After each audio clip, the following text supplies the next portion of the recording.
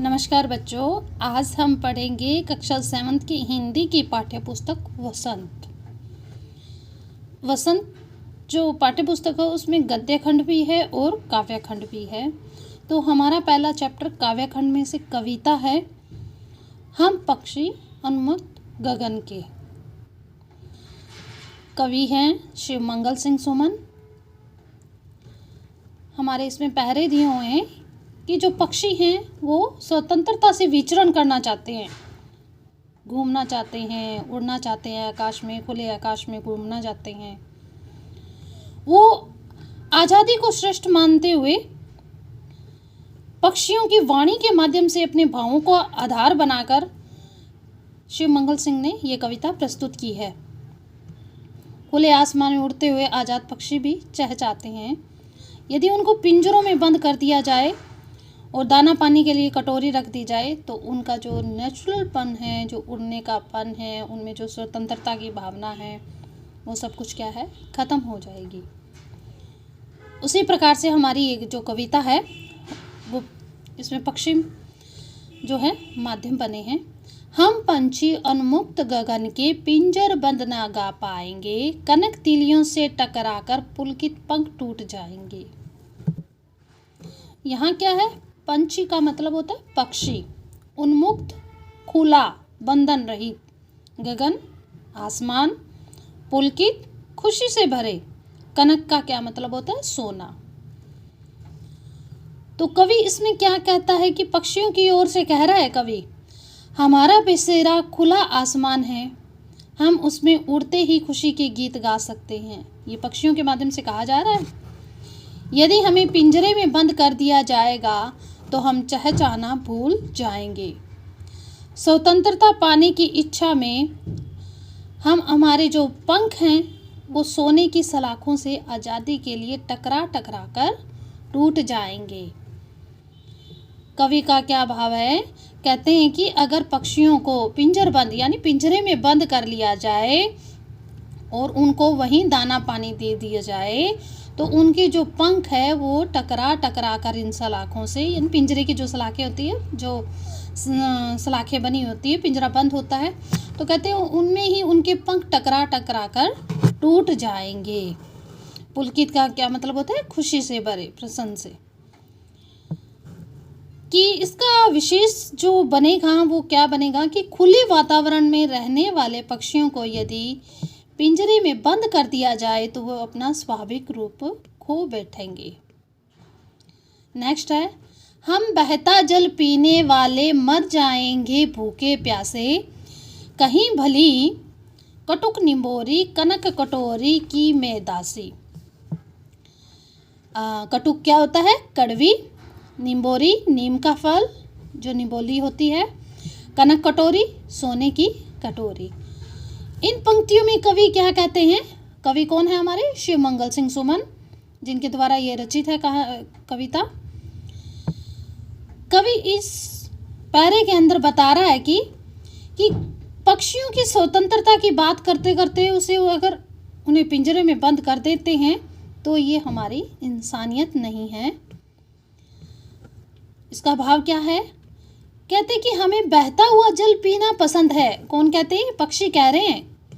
कहते हैं कि हमें बहता हुआ जल पीना पसंद है, पिंजरे में बंद होकर तो हम भूखे प्यासे ही मर जाएंगे। पिंजरे में रहकर सोने की कटोरी में मिलने वाले दाने से अच्छा है कि उन्हें कड़वी नीम की निम्बोली यानी फल, जो नीम का फल होता है वो उन्हें अच्छा लगता है।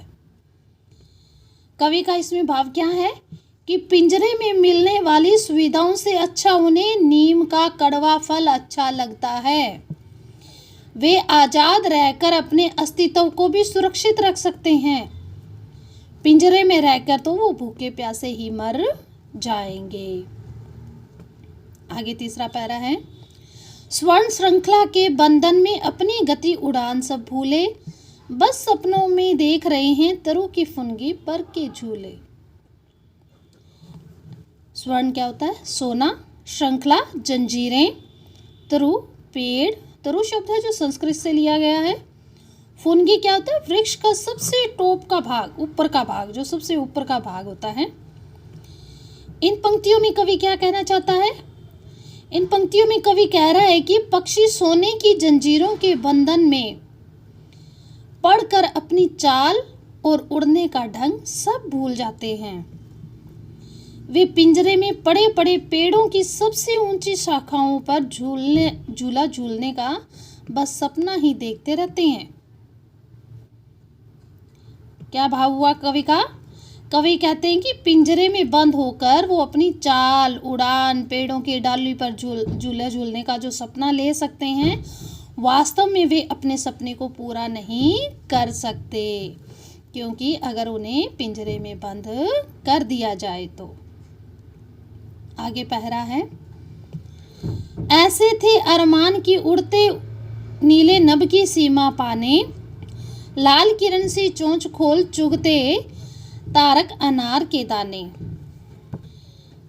प्रस्तुत पंक्तियों में शिवमंगल सिंह सुमन द्वारा जो रचित है, उन्होंने क्या कहा है?